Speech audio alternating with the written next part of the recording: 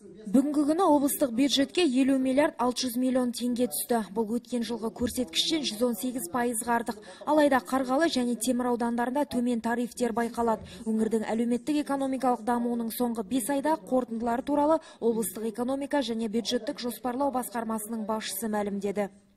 Қорытындысы бойынша салық салу базасын кеңейту арқылы 2 миллиард 482 миллион теңге түсті, немесе жоспардан 132%. Ойыл ауданнан басқа аудандар жоспарды орындады.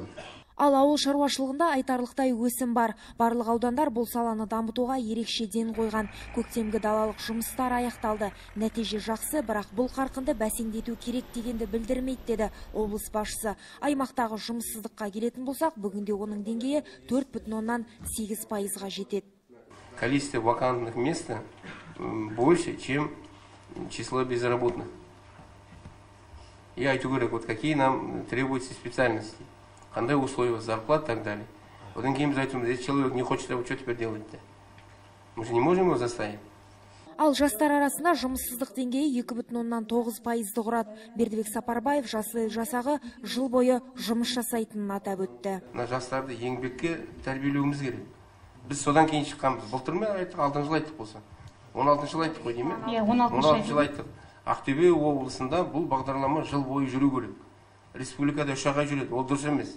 Және менің 6 деп айтқаным сол. Сондықтан мына Ләззат екеуіңіз осыны ұйымдастыр, аудан әкімдері. Енді қараңыздар. Енді ауылда колледж жаңа айтып тұр, тем более мектептің балаларын да пайдалануға, солай ма?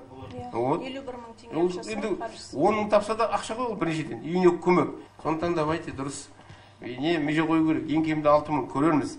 Егер жақсы кетіп атса, қосымша ақша береміз тағы да. Жиында көтерілген тағы бір мәселе жұмысы тоқтап қалған кәсіпорындар. Бүгінде облыста олардың саны 27, басым бөлігі сатуға қойылған және қайта жаңғыртылады, ал қалғандары жойылуы керек. Нақты жұмыс істеуге болатын 15 кәсіпорынды белгілеп алдық.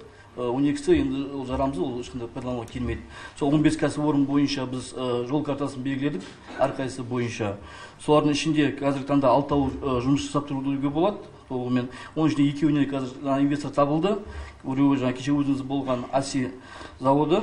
Отырыс соңында өңір басшысы басқарма басшылары мен аудан әкімдеріне өз жұмыстарын жандандыруды тапсырды. Әсіресе екінші жартыжылдықты жақсы көрсеткіштермен бастау керектігін міндеттеді.